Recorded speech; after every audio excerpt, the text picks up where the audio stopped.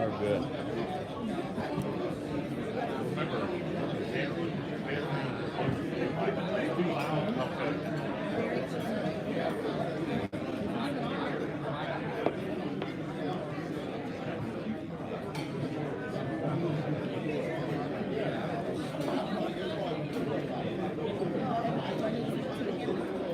We're good?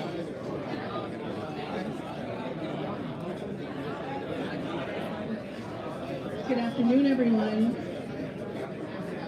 Good afternoon, everyone. All right. My name is Dr. Denise Dortch. I am a faculty member at the George Washington University in Washington, D.C. And I am honored today to welcome our guest speaker. What's exciting for me is that I'm someone who also studies and tries to understand the experiences of both undergraduate and graduate students of color, in particular African American students. And so I'm really, really excited to welcome Dr. Amanda Arbouin, who is going to present to us Black British Graduates Untold Stories. Dr. Arbouin is a senior lecturer in education studies at Nottingham Trent University. Her recent book publication, Black British Graduates Untold Stories, examines the educational journeys and careers of 5 Black male and 5 Black female British graduates. At NTU, Dr. Arbouin teaches and supervises undergraduates while conducting research as a member of the Social Justice Research Cluster. Her research intersects and includes the structuring effects of race, ethnicity, social class, and gender. She is also the membership secretary of the Black Studies Association, which aims to build a multidisciplinary Black Studies curriculum that draws upon scholarly works for use across compulsory and post-compulsory education in the UK. Please join me in welcoming Dr. Amanda Arbouin.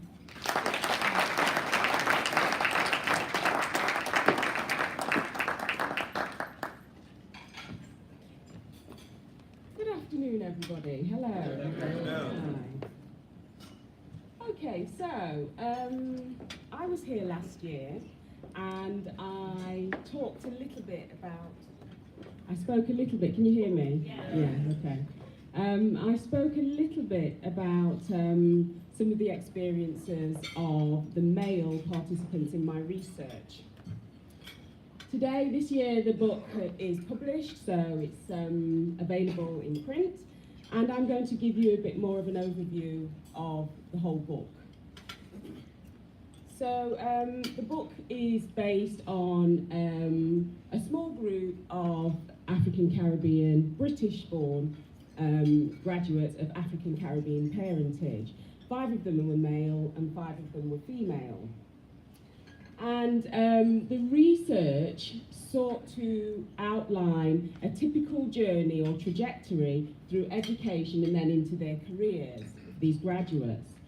I chose to use graduates because I wanted to focus on Black learners who were successors, and I wanted to foreground their voices. I wanted to hear what their experiences were. So today I'm going to look at the overview of the book, and I'm going to draw in not only the male voices, but some of those female voices as well, and the lessons that we can learn from them. So I wanted to look at what helped and hindered them along their educational journeys and into their graduate careers. Okay, I'm going to try to stand still, it's really hard. Okay. Okay. Try not to fall off the stage as well. Okay, so the participants at the time of the research, they were all, they were graduates, they were in their 30s and 40s, and so they were well into their graduate careers. And I thought that was quite advantageous because it meant that I had the long view of their, their experiences. And also it meant that it brought a kind of a social history dynamic to the research as well, in terms of seeing what's happened and what's the value of their degrees after they've actually, got this golden piece of paper, this certificate.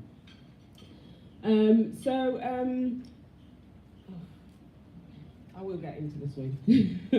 Okay, so here's an overview of what I'm going to say. I'm going to start by giving you a little bit of background to the research, and then I will just draw a few of the themes that came through each chapter of the book. And each chapter represents a different stage within their journeys.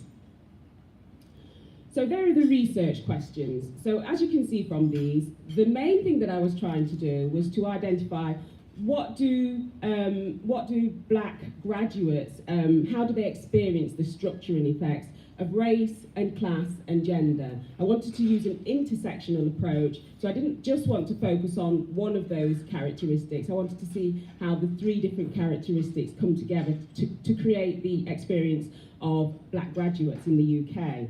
I wanted to see what resources they drew upon to enable them to navigate these difficult domains, and I wanted to find out from them what they thought were the types of things that they and others could do to create a better experience for future generations of black learners. I chose to use a narrative approach because a narrative approach is very much a critical race theory and very much a feminist kind of approach. It foregrounds the voices of the participants and their voices that often aren't heard in the mainstream.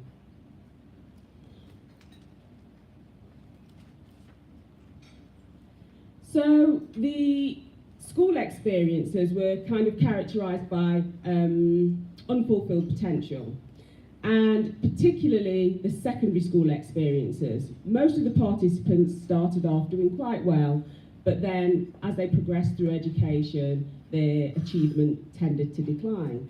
And so I'm going to look at some of the characteristics of why. So here's a quotation from Diane Abbott. She's an MP. She is currently the shadow Home Secretary in the Jeremy Corbyn's government. Sorry, not government, will be government.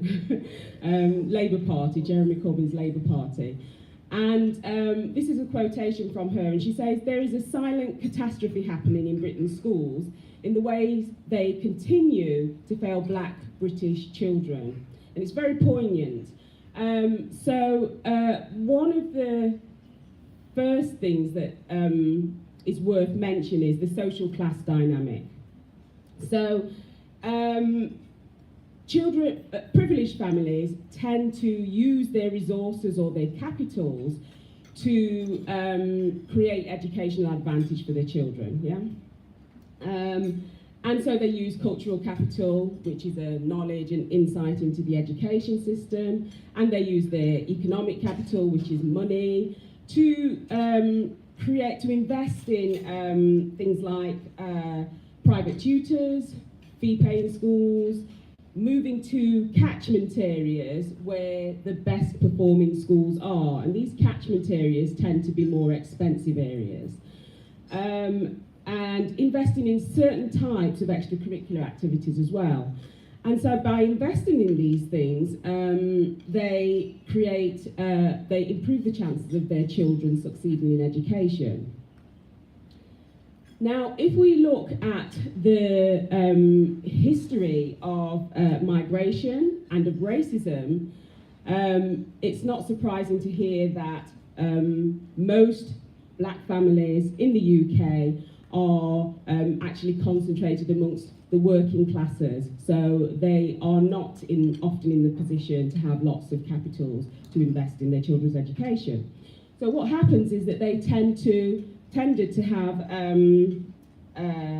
limited parental choice in terms of the schools that their children went to. And so they tended to go to the schools that weren't necessarily the best schools. So that was the first dynamic. Add racism to that, and what you have is a compounded effect of most of the participants leaving school with very few good school leaving qualifications. And one of the key things that comes through is the devastating impact of negative racial stereotyping. So focusing on the girls' school experiences, first of all, low expectations was a major issue, and this led to them being streamed into low ability groups and having careers advice basically to lower their aspirations. That's quite interesting because when you talk to people who profess to be concerned about black educational outcomes but don't know much about the literature, often they'll talk about low aspirations. What's interesting with these participants was that when I asked about aspirations, they were actually being told that their aspirations were too high, effectively. Okay, so it was a case of battling against that. So, teachers are the main interface between schools and children, and so the importance of good teachers is you can't overestimate that. And one of the participants spoke about a good teacher, a particularly good teacher. And she said, I had Mr. Shaw.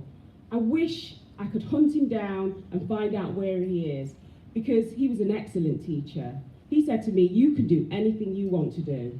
Anything you set your mind to, you can do it. And I believed him. And I don't think I could have had a more important message given to me at that time. And so when I left primary school, I had this in my mind. Now, the sad thing is that that kind of encouragement from teachers was very rare. Not many participants had that experience. What was much more the typical experience was one of low expectations. And so Nora, who actually was one of the real high flyers in the research, she became a head teacher in her early 30s. And when I spoke to her about, her school leaving qualifications, she explained, she put it down to low expectations. And she said, that's just so obvious now, because how could I go through a whole schooling and not really achieve anything in terms of my capability? And then leave school, and just a few years later, get 3 A levels at A grade. I mean, it just shows that at school, what did they do with me? They had no expectation of my capability. So when they talk about low expectations, that's so real for me.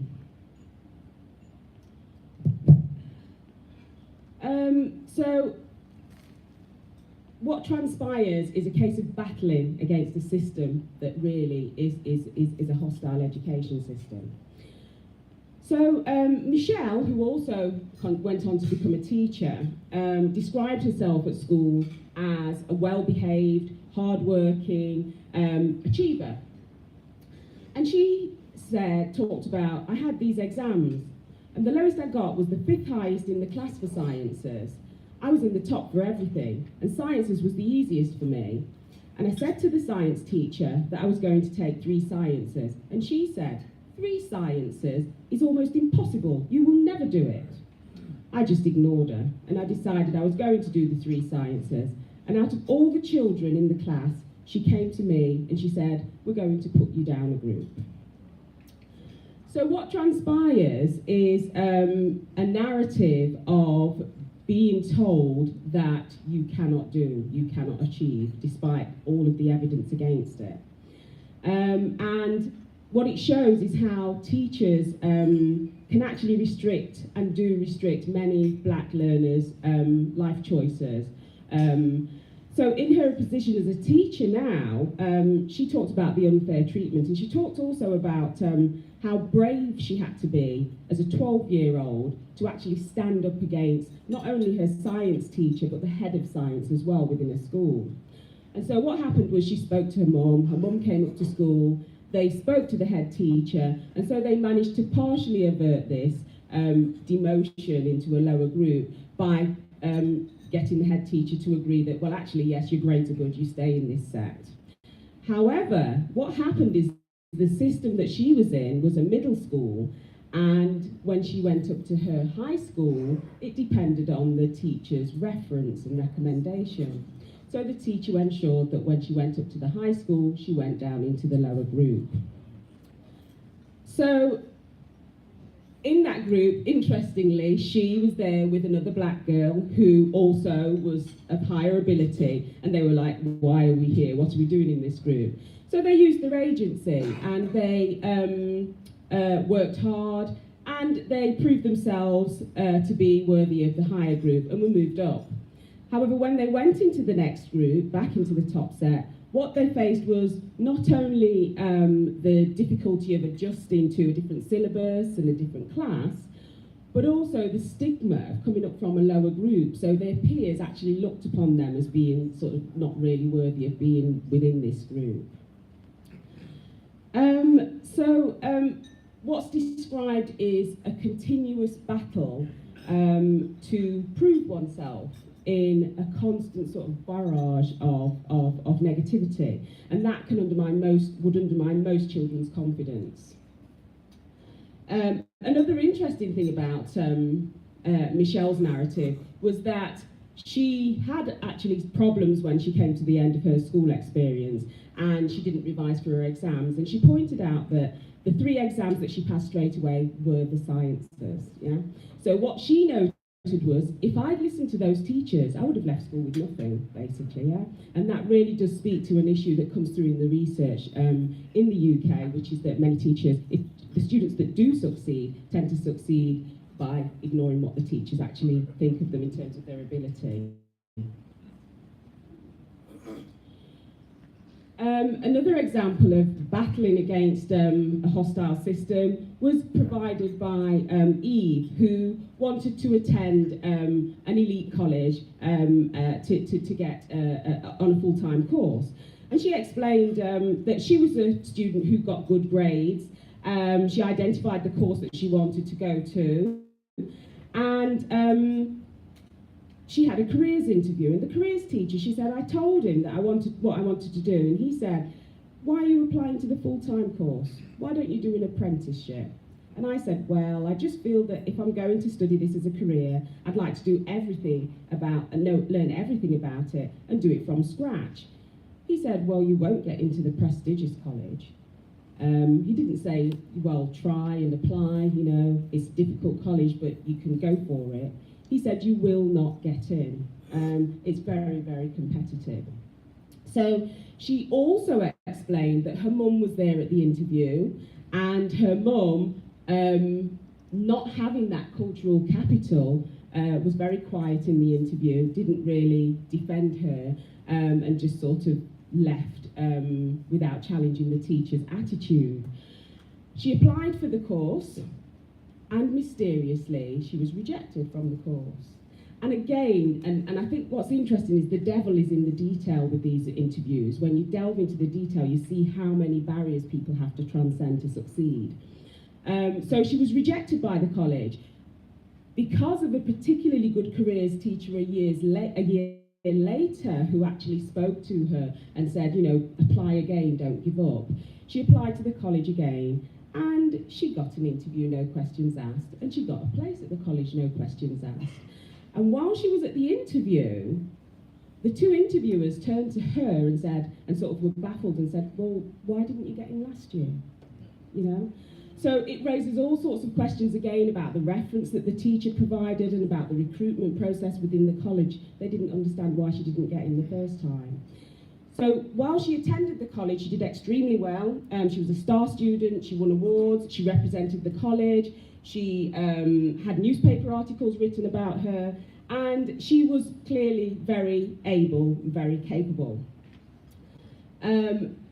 She went on to set up her own business later, which she runs still to this day on a part-time basis. But again, it speaks to this ongoing battle. So, turning my attention to the boys' school journeys, one of the big things that came up repeatedly with the boys was that they were perceived as a threat. And so this led to lots of unfair treatment from teachers and bad relationships between them and teachers. Now, black men being seen as a threat very much conforms to the negative racial stereotype. As a consequence of this, black boys, somebody mentioned it in a previous talk, tend to be punished much more harshly than their peers for the same things. And so participants gave lots of examples of, clear examples of how this happened, including in the worst case scenario, an interviewee's permanent exclusion. And as we know, it's very, lots of black children, disproportionate numbers of black children are excluded from school. what's interesting, he was excluded not for something that he'd actually done, but for not telling on a friend, yeah? So it was a bizarre, again, situation of parents not being able to challenge the system as well. For the boys, there was a strong focus on sports in school. And so all of them talked about lots of encouragement for sports, but no similar encouragement for academic endeavours. And again, if we look at the negative stereotypes of black men, it's this idea of them being a body, a physical body, and not a mind, yeah? And so when asked, Zach, one of the participants, said, you know, I can't really blame the teachers, but the encouragement really just was for the sports, you know. But if I was to think about the subjects, the academic subjects, that there was no encouragement for those. So they did take responsibility in terms of themselves, but they also was this awareness that, well, you know, the level of encouragement was different for the academics than for the sports. So ultimately, there was a loss of motivation that they all described. And despite having the ability to succeed academically, most of them left school with no useful qualifications. Their aspirations conformed to others' expectations. So the next stage of the journey, despite leaving school without any useful qualifications or with very few useful qualifications, participants continued in their education. And this journey en route to higher education was characterised by serendipity and stepping stones. So there were two pathways, if you like.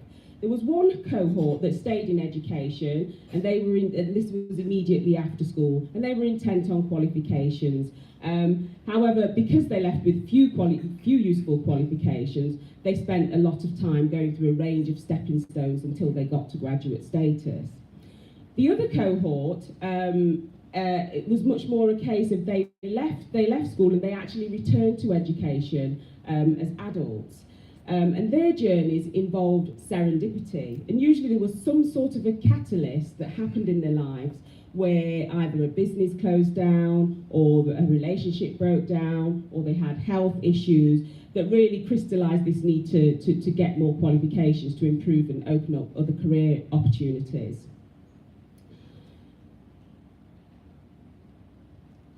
So the main motivations to continue into education revolved around family expectations, and there were strong family discourses of education as the key to success.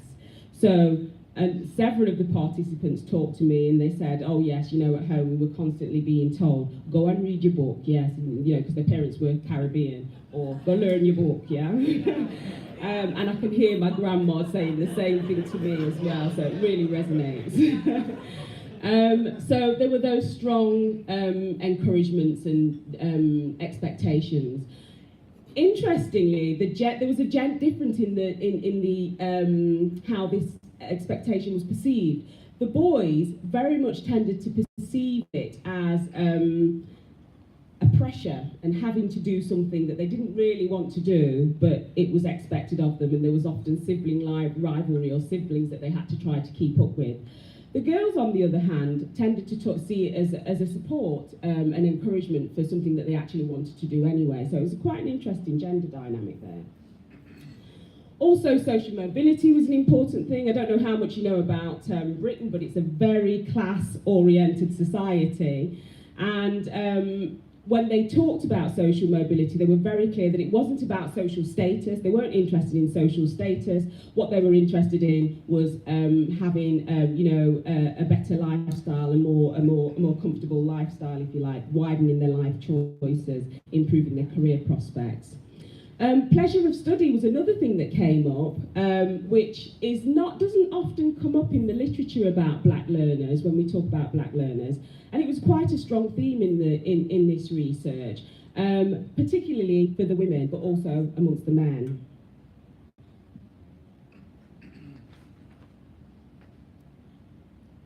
So once they got to the higher education environment, it was very much about they'd learned how to achieve, and they'd kind of turned it into a fine art of how to achieve education.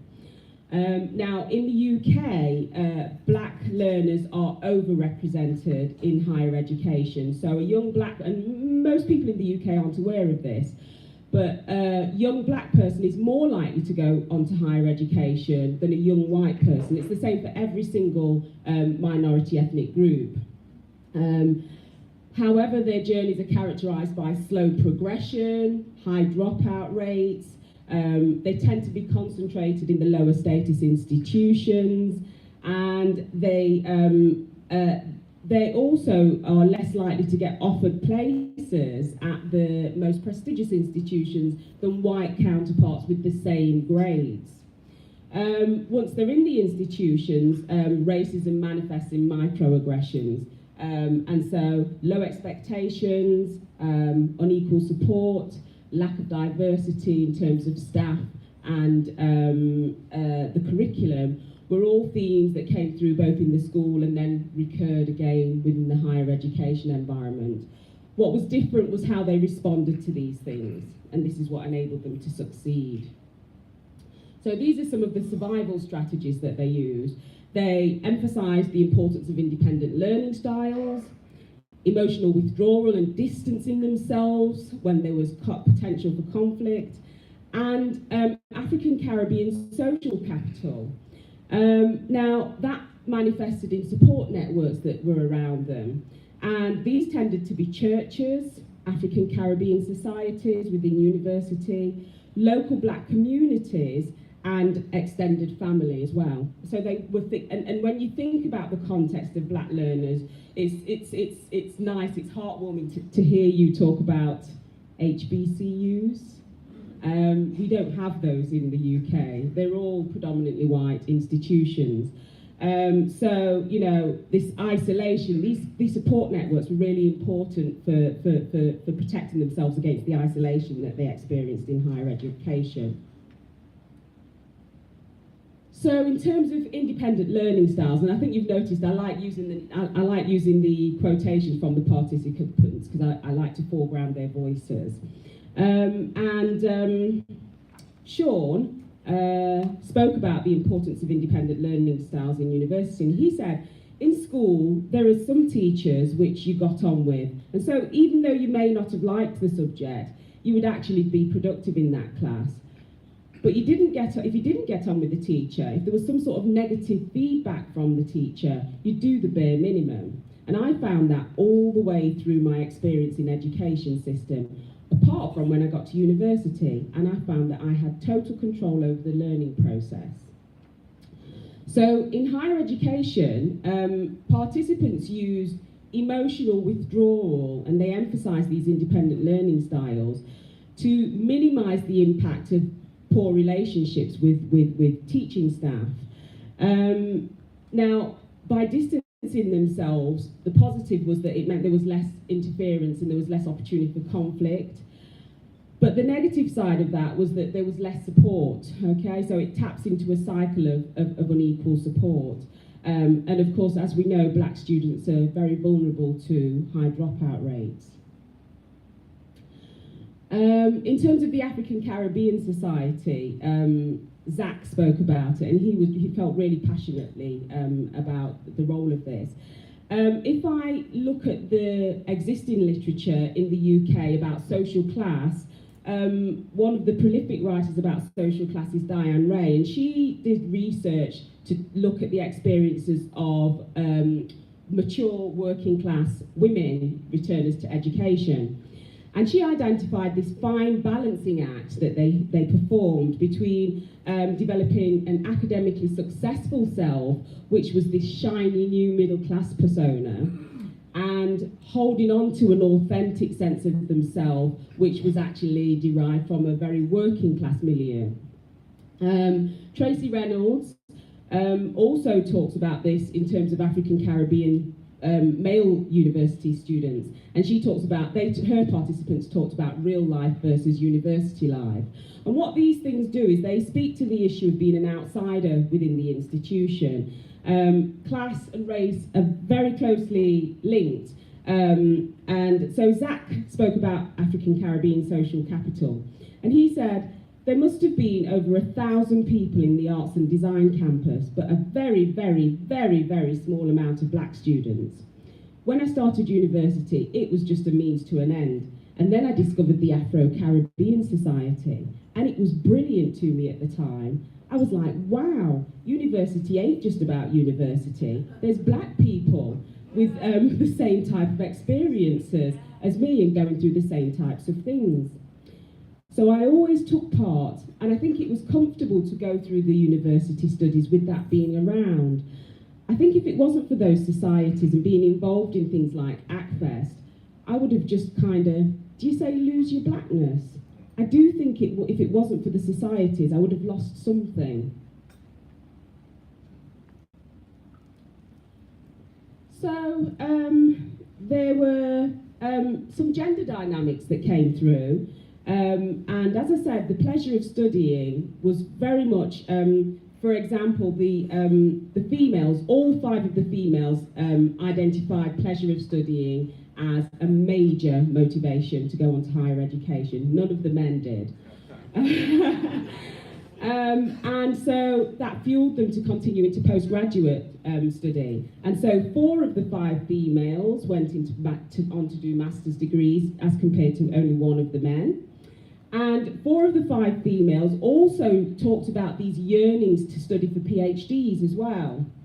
And the subjects that they expressed interest in tended to revolve around race and gender. So for instance, one participant spoke about wanting to research black women in theology. Another one talked about black women in education. Another one talked about black youth in Nottingham. So these were the strong themes.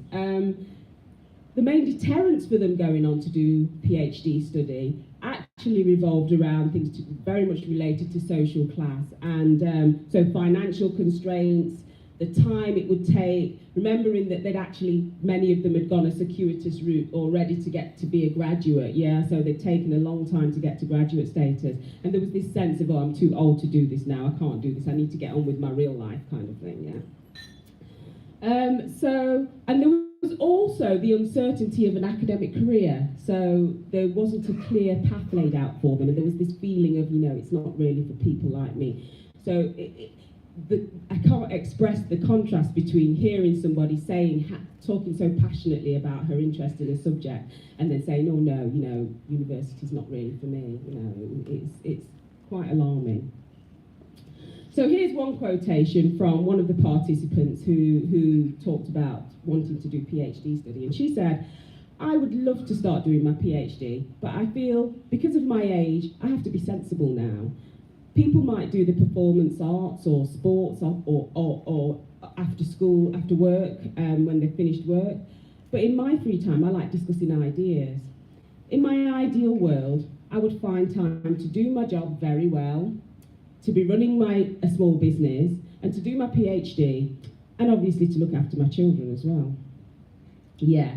But now coming back to the real world, I realise that I have to manage the job, and I need to be successful at the job because it's not just about the money, it's actually about my self-esteem. And also, I know that my children need me, so those have to be the top priorities.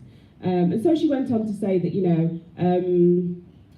she'd be willing to borrow the money to go on to do a PhD, but it wasn't the money factor now, it was actually the time factor that was the big issue. So graduate careers were the last stage of the journey, if you like, and these were a kind of bittersweet combination of entering into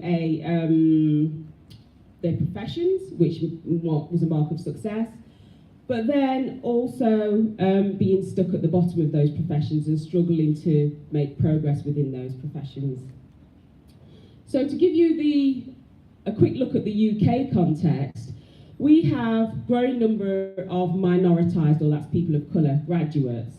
However, there's significantly higher rates of unemployment for them, and black workers, as a consequence of austerity, have been hit the most. They've experienced the biggest pay gap drop, sorry. When we look at pay gaps, minoritized graduates as a whole earn some 10% less than white graduates. When we focus in on black graduates, they earn 23% less than their white counterparts. So for me, translating that means they're working 3 months of the year for free. Yeah, this is the price that black graduates are paying. Also alarming, the last statement there is that the more qualified black employees are, the bigger the pay gap between them and their white counterparts. So these are some of the key characteristics. I'm going to have to rush now, sorry. These are some of the key characteristics of the graduate journeys. Yeah, you'll have to buy the book now so that you can find out the details. I did it on purpose. Well, there was a strong emphasis on public sector careers, and I think the main reason for that was to do with the emphasis on equal opportunities within the public sector. So there was not one graduate who was actually employed within the private sector. They tended to be overqualified and more qualified than their white counterparts in the same jobs, and yet they would still be bypassed in terms of career progression. Their careers generally seemed to plateau at an early stage. Gladly, 2 of the participants were quite high flyers, and they got into leadership roles in the education and the civil service. But 2 of the key themes that were really interesting were entrepreneurialism. Almost all of the participants either worked for themselves at some point during their careers, and it was a strong aspiration for many of them as a way to kind of navigate around those career barriers that they were experienced because of racism in organisations. So entrepreneurialism was important, and tied to that was a desire to serve the community as well. So it was that giving back. Somebody talked about giving back in one of the talks yesterday, and there was very much a strong theme of that. So success wasn't just defined by sort of earning lots of money. And so they were involved in supplementary schools, mentoring, what else? And business ideas revolved around serving the black community and improving the outcomes for the black community. So finally, ways forward. We need to be recruiting more black teachers. Black teachers didn't feature much in terms of the narratives as something that many of them experienced, but those that did experience black teachers talked about them offering additional guidance and support, tackling inequalities that were happening behind closed doors, behind the scenes, that a student wouldn't be able to do anything about, and brought a cultural awareness that enabled them to transcend these negative stereotypes. So this means that organisations really need to be prioritising recruiting black educators and also recruiting black people into leadership roles. And they can do this by things like using diversity recruitment agencies who are good at recruiting high calibre black professionals. They can set targets which they then need to revisit if they don't manage to achieve those targets, and they can do things like having diverse interview panels, advertising in the black press or urban radio stations, and acknowledging ethnic diversity as a characteristic that their organisation wants. So if I've got 99% white staff and some black people come into interviews, I need to acknowledge that, well, actually we do need some more African and Asian people, yeah? So recognising that. We need to be training educators and recruiters so that they're more aware of the impact of cultural difference on students and employees. Also, how inequality is perpetuated and how their own unconscious bias impacts on people. And so, these are a few ideas for a decolonised curriculum, because I think one of the key things that we need is to decolonise our education curriculum. We need to be changing the way we teach the subject, the existing subjects, and we need to be changing the topics that we actually do teach as well. So to just give you some examples, slavery is one of the things that comes up where black people are actually on the curriculum, one of the very few things. When we're teaching, we need to be not just talking about Abraham Lincoln and Clarkson and the great white men that helped to liberate slaves. We need to be talking about Nanny of the Maroons, who was a Jamaican leader of rebels, who liberated lots of slaves. We need to be talking about Toussaint Louverture in Haiti, who again was was the leader of the liberation movement. We need to be talking about our friend Frederick Douglass and Equiano and Mary Prince and lots of people who were black and were at the forefront of that liberation movement. Quick look at a map. Anyone heard of the Peters projection map? Yeah? It represents countries in their true proportion to each other. We need to be using this as standard because maps actually influence the way we see the world. The Peters projection map, actually you can see how big Africa is on that map. The United Nations and various aid organisations have adopted it. Schools and the entire education system need to be adopting it. Instead of continuing to use, it's telling me I can't do any more now. It stopped. Stop talking. Okay. Well, you get the idea anyway. Okay. And then changing the subjects that we teach as well. For instance, teaching about the Olmec. The Olmec was an African seafaring nation that actually travelled to the Americas way before Christopher Columbus, we need to be teaching about this. We need to be teaching about the fact that Native Americans were there already, so how could Christopher Columbus discover it? So we need to be really changing the topics in the way that we teach. Okay, I think that's about it for me. I have to stop. Can I just say the last thing?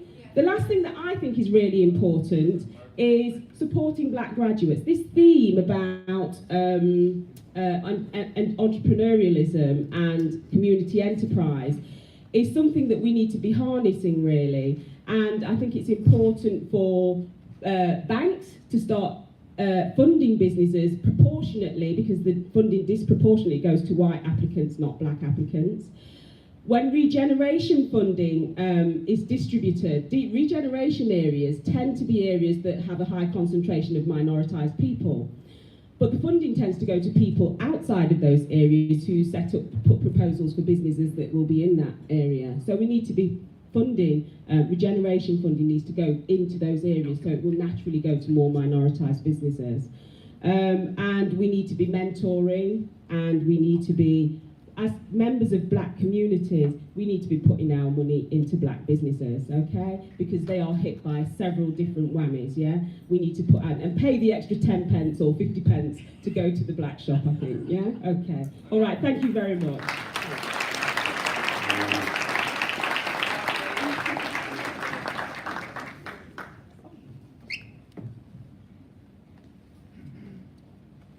Join me giving her another round of applause, please.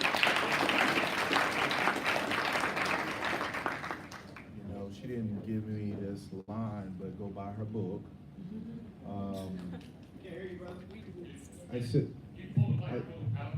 Okay. She didn't tell me to say this, but go buy her book. But nevertheless, as a commemoration of your time being the keynote speaker, we give out our commemorative coin. We hope that you'll forever cherish it. And we also, Frederick Douglass came here many, many years ago, long before any of us was born. And every time he gave a talk, in order to get into his lectures, he had to have a certificate. We tried to replicate it as a symbolic recognition of the great Frederick Douglass. We have a certificate as a reminder of his time in Ireland, and we also give participation certificate. Thank you.